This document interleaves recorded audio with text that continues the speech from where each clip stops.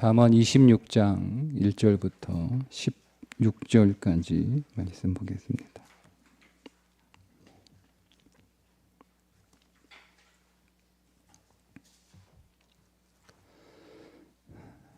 미련한 자에게는 영예가 적당하지 아니하니 마치 여름에 눈 오는 것과 추수 때에 비 오는 것 같으니라.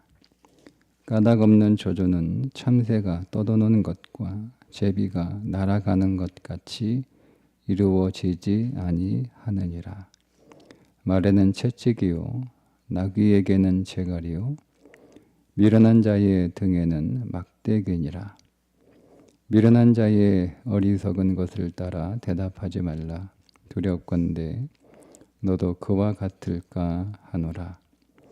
미련한 자에게는 그의 어리석음을 따라 대답하라. 두렵건대 그가 스스로 지혜롭게 여길까 하노라. 미련한 자 편에 기별하는 것은 자기의 발을 베어 버림과 해를 받음과 같으니라.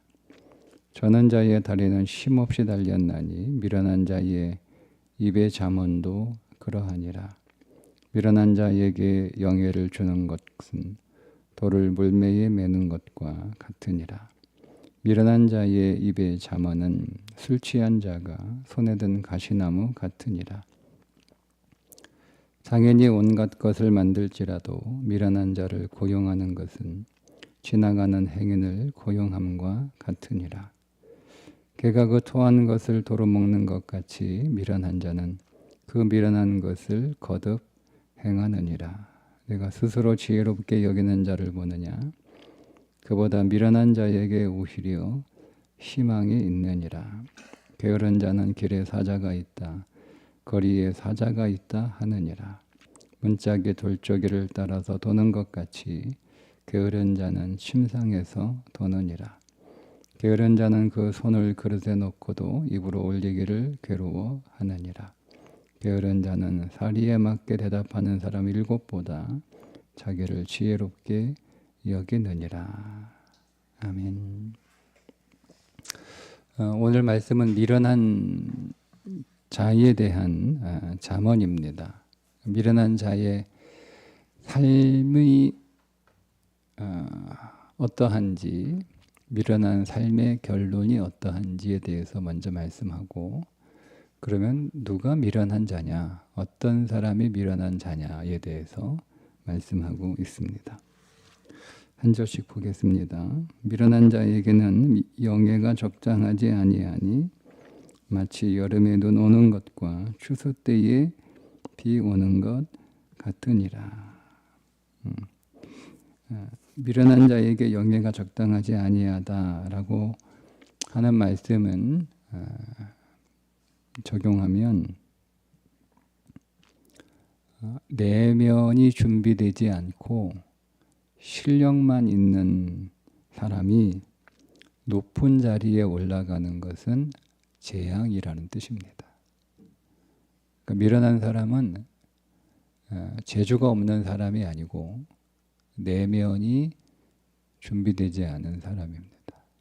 그러니까 내면이 엉성하게 만들어진 거죠. 그의 손의 재주는 뛰어나고 머리의 실력은 탁월하지만 그의 내면, 그의 성품일 수도 있고요. 또 우리 그리스도인들에게는 그의 영성이기도 합니다. 그것이 준비되지 않은 자에게 높은 지위를, 영광스러운 지위를 주는 것은 재앙과 같은 것이라는 말씀입니다. 그래서 이 말씀은 우리의 탁월한 실력과 기술, 재능도 중요하지만 그보다 더 중요한 건 우리의 속사람입니다. 우리의 성품이 잘 준비되어야 되고 우리의 영성이 잘 준비돼서 탁월한 영성을 소유하지 않으면 우리의 재주로 인해서 재앙을 가져올 수 있다. 그런 말씀입니다. 2절 까닭없는 저주는 참새가 떠도는 것과 제비가 날아간 것 같이 이루어지지 하느니라. 히브리인들에게 있어서 말은 내가 말을 하면 그 말에 효력이 있다 이렇게 믿었습니다. 내가 저주의 말을 하면 저주가 일어나고 축복의 말을 하면 축복의 말이 일어난다. 이게 히브리인들이 가지고 있는 사고방식입니다. 그래서 탈무드에 보면 지혜자의 저주는 까닭이 없다 해도 효력을 발휘한다. 그런 말이 있고 이웃의 저주를 네 눈앞에서 가벼운 일로 간주하지 말라. 이렇게 말하고 있을 정도로 말의 위력을 믿었던 사람들입니다. 그런데 오늘 말씀은 그와는 조금 반대가 되는 말씀이죠. 아무리 말에 위력가 있다고 해도 까닭이 없는 무고한 저주는 절대 성취되지 않는다. 공의로운 하나님께서 까닭 없는 저주가 이루어지도록 하지 않는다는 의미를 담고 있습니다. 그런데 미련한 사람은 그럼에도 불구하고 적합한 이유가 없을지라도 저주를 하게 되면 그 저주가 이루어진다고 생각하고 남을 저주할 뿐만 아니라 타인의 저주를 두려워하는 삶을 살아간다는 거죠. 이 말을 좀 더 묵상해서 적용을 하면 까닭 없는 저주가 이루어지지 않는다는 것은 저주가 이루어지기 위해서는 까닭이 있어야 된다는 뜻이잖아요. 이 말을 저주를 고난으로 바꿔서 이해를 하면 이유 없는 고난은 없습니다. 모든 고난에는 다 이유가 있다는 뜻이기도 합니다. 그래서 단지 나를 고생시키기 위해서, 나를 불행하게 만들기 위해서, 나에게 고통을 주기 위해서 우리의 인생에 고난이 있는 것이 아니라 그것이 하나님이 허락하신 고난이기 때문에 반드시 모든 고난에는 이유가 있다. 그것을 찾는 자가 지혜로운 자이고 그것을 찾지 못하고 그저 고난을 고통으로만 당하는 사람들은 미련한 사람이라는 뜻입니다. 3절 말에게는 채찍이요 나귀에게는 재갈이요 미련한 자의 등에는 막대기니라. 2절과 앞에서 연결해서 이해를 하면 고난은 그래서 나를 깨우는 채찍일 수 있다는 말씀입니다. 4절 미련한 자의 어리석은 것을 따라 대답하지 말라. 두렵건대 너도 그와 같을까 하노라. 그러니까 미련한 자하고는 얘기하지 말라 그런 의미입니다. 미련한 자하고 얘기하다 보면 나도 미련해진다는 그런 뜻이거든요. 자, 이 말씀을 조금 더 묵상해서 우리에게 적용하면 사람에게는 자기 수준에 맞는 대화 상대가 있습니다. 내가 저 사람하고 나하고 말이 통한다. 수준이 같다는 뜻이거든요. 그래서 이 사람이 나하고 어울리는 대화 상대인지 잘 분별할 수 있는 것도 지혜입니다. 나하고 맞지 않은 그런 대화 상대인데 자꾸 얘기하다 보면 나도 이상해지는 거고요. 나도 그 사람 수준으로 이렇게 떨어지는 거예요. 그러니까 내가 누구하고 대화를 해야 되는지 그 대화 상대, 여러분 특별히 오늘 우리 그리스도인들은 우정 충만한 교제를 하는 자들이 아니고 누구든 신령한 교제를 하는 자들이기 때문에 특별히 대화 상대를 잘 분별할 수 있어야 된다는 말씀으로 적용할 수 있습니다. 5절에 이제 5절은 또 다른 의미거든요. 미련한 자에게는 그의 어리석음을 따라 대답하라. 두렵건대 그가 스스로 지혜롭게 여길까 하노라. 어리석은 자의 말에 대답하지 마라는 말씀과는 또 다른 말이죠. 그런데 5절은 무슨 말이냐면 미련한 자하고 말을 섞을 필요는 없지만, 근데 그 사람이 계속 미련한 말을 하면 지적해 줄 필요는 있다는 거예요. 안 그러면 그냥 가만히 듣고만 있고 가만히 두고만 있으면 그게 지혜인 줄 알고 스스로 지혜롭게 여길 수 있으니 계속 문제를 일으키는 거잖아요.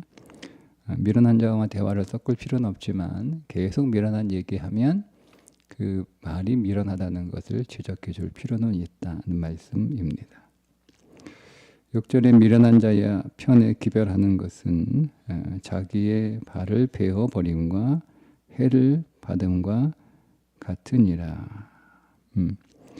지금처럼 이렇게 통신이 발달하지 않은 고대 세계에 있어서는 기별을 전한다라고 하는 것은 소식을 전한다는 의미보다는 중요한 것을 전해주는 거예요.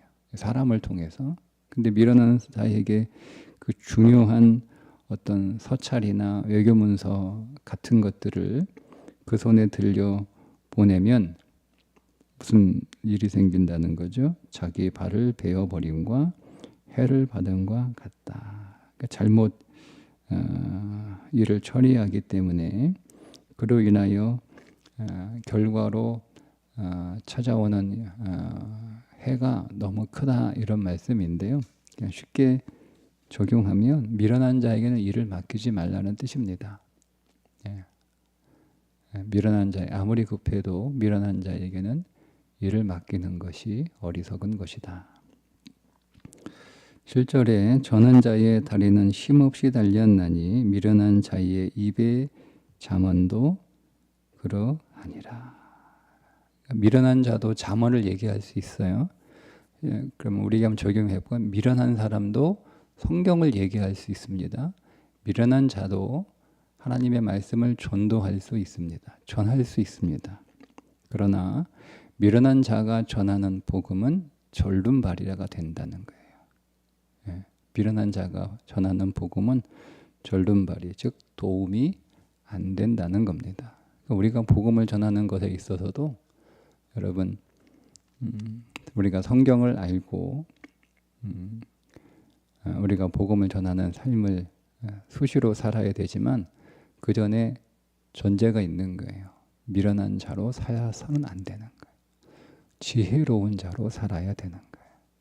그러니까 우리가 세상에서 미련한 자로 살아가고 있으니까 우리가 전하는 복음에 능력이 없는 거예요.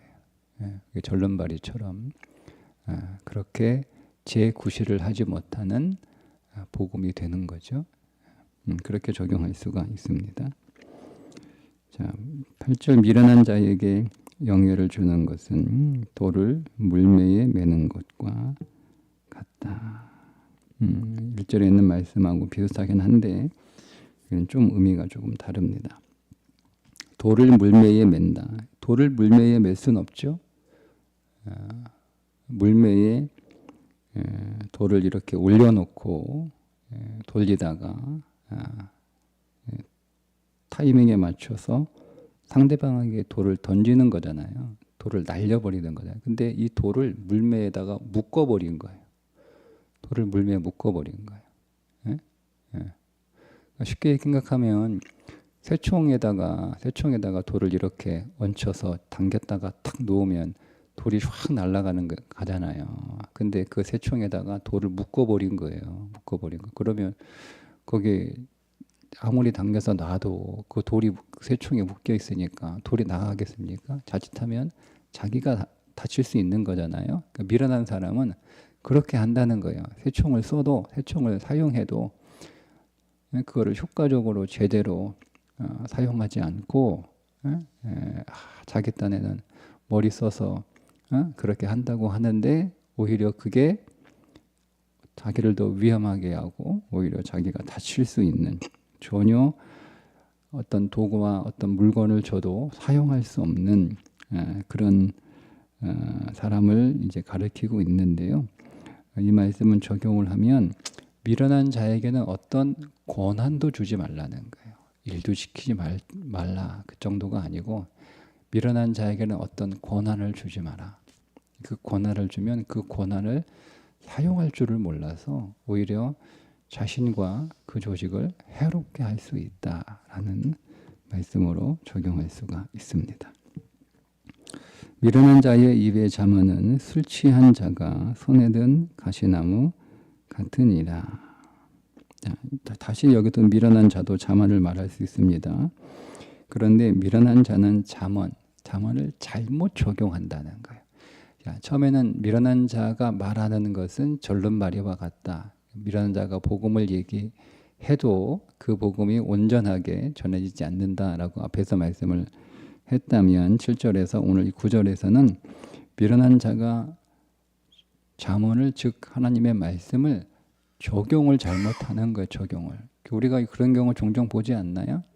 말씀을 자기 방식대로 해석해서 그냥 자기 좋을 대로 막 갖다가 쓰는 거예요. 그게 미련한 자의 잠언 적용법입니다. 그러니까 미련한 자가 잠언을 잘못 적용하게 되면 어떤 피해가 있느냐? 마치 술 취한 자가 손에 가시나무를 든 것 같다라는 거예요. 그러니까 하나님의 말씀을 말하는데, 성경을 말하는데, 진리를 말하는데 그 사람이 미련한 사람이라서 하나님의 말씀을 가지고 말하는데 사람들에게 상처를 주는 거예요. 예? 자기만 하는 게, 자기 지식을 얘기하는 게 아니고 하나님의 말씀을 가지고 적용하고 사람들에게 말하고 그 말씀을 인용해서 사람들에게 말하는데 그게 도리어 사람들에게 상처가 되고 그 공동체, 그 조직을 고통스럽게 하는 결과라는 거죠. 그래서 7절은 미련한 자의 전도가 오히려 방해가 된다라는 말씀의 의미라면 9절에서는 미련한 자가 전도하면서 그 전도로 사람들에게 상처를 준다는 거예요. 아니, 살리려고 사람들을 전도하는데 오히려 사람들을 상처 주고 아프게 하고 한다는 거예요.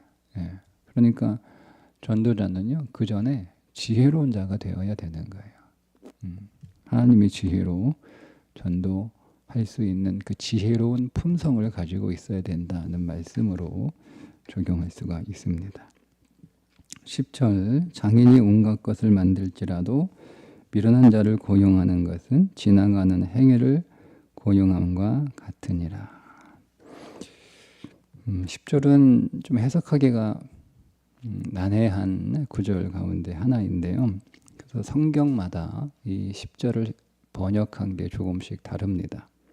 제가 몇 가지 성경을 인용해서 다시 번역을 해드리면 어떤 성경은 바보를 고용하는 것이나 지나가는 자를 고용하는 자와 같다. 미련한 자는. 그죠? 자, 또 어떤 성경은 지나가는 바보나 술주정이를 고용하는 것이다. 이렇게 번역을 했고요. 또 어떤 성경은 궁수가 지나가는 사람을 닥치는 대로 쏘아대는 것이다. 이렇게 미련한 자를 고용하는 것은 그와 같다. 이렇게 번역을 합니다. 어쨌든 미련한 자에게 일을 시키는 것은 바보나 술 취한 사람 고용하는 거하고 일 시키는 거하고 똑같은 거고, 심지어 궁수가 지나가는 사람을 막 그 사람들 무리에 막 화살을 쏘아대는 것과 같다. 그 정도로 미련한 자에게 일을 맡기는 것은 어리석은 것이다 뜻입니다. 11절부터는 10절까지는 미련한 것의 피해가 어떤 것인지를 쭉 이렇게 말씀을 하시고 나서 그러면 도대체 어떤 사람이 미련한 사람이냐, 어떤 사람이 머리 나쁜 사람이 미련한 사람이냐, 뭐 IQ 낮은 사람이, 이해력 떨어지는 사람이 미련한 사람이냐, 그렇지 않고요. 미련한 사람을 세 가지로 얘기하는데 첫 번째 11절입니다. 개가 그 토한 것을 도로 먹는 것 같이 미련한 자는 그 미련한 것을 거듭 행하느니라. 미련한 사람은 첫 번째 같은 실수를 계속 반복하는 겁니다. 계속 똑같은 실수를 하는 거예요. 계속 똑같은 잘못을 하는 거예요. 계속 똑같은 죄를 짓는 거예요. 계속 똑같은 문제를 일으키는 거예요. 그게 미련한 사람이에요.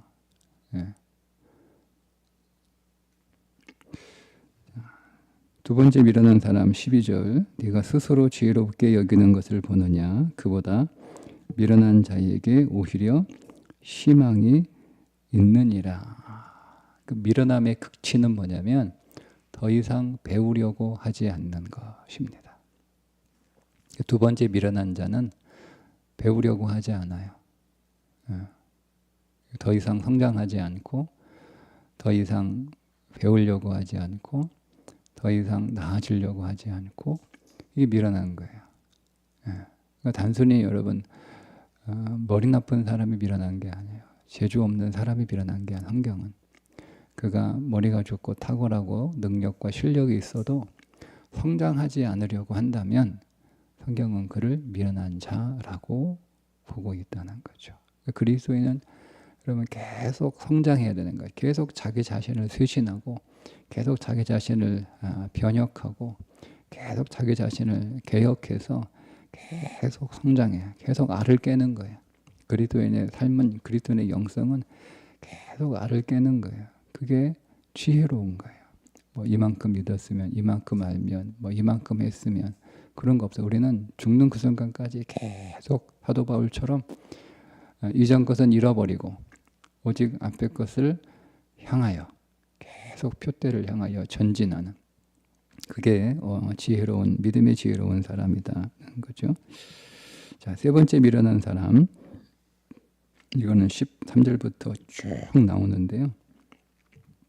16절까지 미련한 사람은 게으른 사람이다. 근데 사실은 그 앞에 있는 거 비슷하죠. 미련한 사람은 같은 실수를 반복하는 이유가 뭐예요? 성장하지 않으니까 같은 실수를 반복하는 거예요. 그래서 두 번째 미련한 사람은 그래서 성장하지 않는 겁니다. 근데 그 같은 실수를 반복하고 성장하지 않는 그 이유가 뭐냐? 게으르다는 거예요. 그러니까 미련한 자와 게으른 자는 사실은 동의어입니다. 성경에서. 게으른 자가 미련한 자고 미련한 자가 게으른 자예요. 그러니까 같은 실수를 반복하는 거죠. 내가 뭐 잘못했으면 내가 왜 내가 자꾸 똑같은 실수를 저지르지? 왜 똑같은 문제를 일으키지? 왜 똑같은 일에 상처를 받지? 똑같은 일에 내 고통을 당하지? 왜 똑같은 일에 왜 내 감정이 상하지? 이거를 살펴야 되거든요. 계속 사람 탓하지 말고 환경 탓하지 말고 그 나한테도 이유가 있는 거예요. 똑같은 자극에 똑같은 반응이 나오면 자극을 주는 것도 문제지만 그 자극에 반응하는 나도 문제인 거예요. 똑같은 자극을 받는다고 해서 옆에 있는 사람이 나와 똑같이 반응하는 건 아니잖아요. 모든 사람이 그런 자극을 받는다고 똑같은 반응을 합니까? 어떤 사람은 똑같은 소리를 들어도 다르게 반응하고 다르게 말하고 다르게 생각하는 사람이 있어요. 모든 사람이 동일한 자극에 상처를 받는 건 아니잖아요. 그러면 자극을 주는 자도 문제인데 자극을 주는 걸 내가 고칠 수 없다면 그 자극을 받는 나를 돌아봐야 되거든요. 나는 왜 이 똑같은 자극에 대해서 부르르 떨며 기분이 나쁘고 분노하고 또 똑같은 자극에 나는 왜 낙심하고 절망하고 그러는가? 그러면 자기를 봐야 되는 거예요. 그래서 내 안에 어떤 문제가 있구나 이런 것을 깨달아야 그래서 그것을 자신을 개선하고 자신을 좀 더 강하게 하고 그런 자신의 문제를 알고 좀 고치고 이렇게 회복하는 삶을 살아가야 되는데 그렇게 하지 않는 걸 미련하다라고 성경이 말하고 그렇게 하지 않는 이유가 뭐냐면 그가 게으르다는 거예요. 그러니까 우리는 게으르다라고 하는 것을 뭐 늦게까지 자고 뭐 이런 걸 게으르다고 생각하는데요. 성경은 게으름의 차원이 그 정도가 아니에요. 그건 뭐 당연히 게으른 거고요. 게으른 거고. 근데 성경이 말씀하고 있는 게으름의 차원은 좀 다르다라는 것을 이해를 하고 이 말씀을 좀 읽으면 게으름의 깊이가 조금 달라집니다. 자, 13절 게으른 자는 길에 사자가 있다, 거리에 사자가 있다 하느니라. 그러니까 게으른 자는 현실이 어쩔 수 없으니까 그러니까 자꾸 현실을 탓하는 거예요. 현실이 어쩔 수 없으니까. 그러면서 변명하면서 자기의 행동을 합리화시키는 거죠. 그러니까 현실을 고치려고 현실을 개선하려고 하는 그 노력을 하지 않아요. 그냥 그 현실을 둘러대면서 계속 그 자리에 안주하려고 하는 것 그게 게으른 거거든요. 그게 미련하다는 것입니다. 그래서 그 사람은 게으른 자의 삶을 좀 성경이 계속 설명해 주고 있는데, 문짝의 돌조개를 따라서 도는 것 같이 게으른 자는 침상에서 도느니라. 여러분, 문짝을 따라 계속 열고 닫고 이렇게 하는 거죠. 부지런히 열리고 닫히고 하잖아요. 그죠? 네. 근데 게으른 자도 침상에서는 부지런한 거예요. 침상에서는.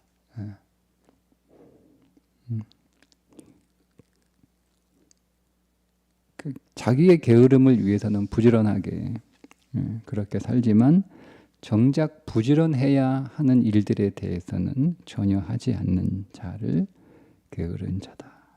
15절, 게으른 자는 그 손을 그릇에 넣고도 입에 올리기를 괴로워하느니라. 밥 한 숟가락 입에 넣고 다음 숟가락 밥 떠서 또 넣어야 되는데 그것조차도 하기 싫어한다. 그러니까 사람이 먹는 게 기본적인 욕구잖아요. 그 기본적인 욕구를 채우는 것마저도 하기 싫어할 만큼, 그게 게으른 모습이다. 이렇게 말씀하고 있습니다. 16절. 자, 게으른 자는 사리에 맞게 대답하는 사람 7보다 자기를 지혜롭게 여기느니라. 말씀드린 대로 게으른 자는요, 자기 자신을 지혜롭다고 생각해요. 그러니까 게으른 자는 교만한 자예요. 그래서 게으른 자는, 미련한 자는 게으른 자이고 게으른 자는 교만한 자예요. 교만한 자는 게으른 자이고 교만한 자는 미련한 자예요. 성경은.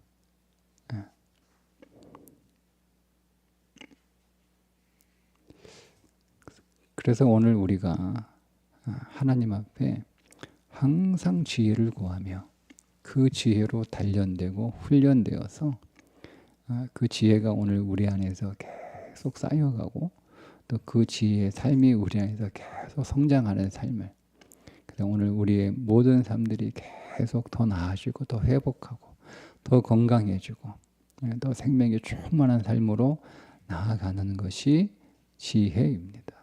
그 지혜를 위해서 필요한 것이 하나님의 말씀인 거고, 그 말씀 안에서 우리가 내 삶을 마치 돋보기로 들여다보듯 그렇게 자세하게 면밀하게 세밀하게 우리 자신을 봐야 돼요. 말씀은 나를 보라고 주신 거울이지 다른 사람을 비춰보라고 주신 거울이 아니에요. 말씀 안에서 나를 발견해야 되는 것이고, 그 말씀 안에서 나를 발견하고, 내 안에 이런 허물이 있구나라고, 여러분 거울을 보고 우리 몸에 뭔가 묻은 것이 보이면, 얼굴에 묻은 것이 보이면 닦아놔야 되는데, 그거 그냥 거울 보고 자기 얼굴에 뭐 묻은 거 금방 잊어버리고 그렇게 하지 않는 것, 그게 야고보서 뭐라고 얘기해요? 믿음 없음이라고 얘기하잖아요. 그 자신을 계속 말씀의 거울에 비추어 보고, 그 말씀의 거울 앞에서 항상 거룩하고 순결한 자로 살아가는 삶이 지혜로운 삶이다 라고 오늘 말씀하고 있습니다. 오늘도 저와 여러분이 세상의 미련에, 욕심의 미련함, 죄악의 미련함에 빠지지 않고 성령 안에서, 진리 안에서 지혜로운 자로 더 성장할 수 있기를 주님의 이름으로 축복합니다. 기도하겠습니다. 하나님 아버지, 오늘 미련한 자의 삶을 보여주시고 누가 미련한 자인지 가르쳐 주시니 감사합니다. 늘 진리 안에 깨어있게 하시고 그 진리로 성장하게 하시고 그 진리로 매 순간 자신을 쳐서 훈련하여 하나님의 거룩하고 순결한 자로 더 전진하는 믿음의 삶이 되게 해 주옵소서. 예수님의 이름으로 기도합니다. 아멘.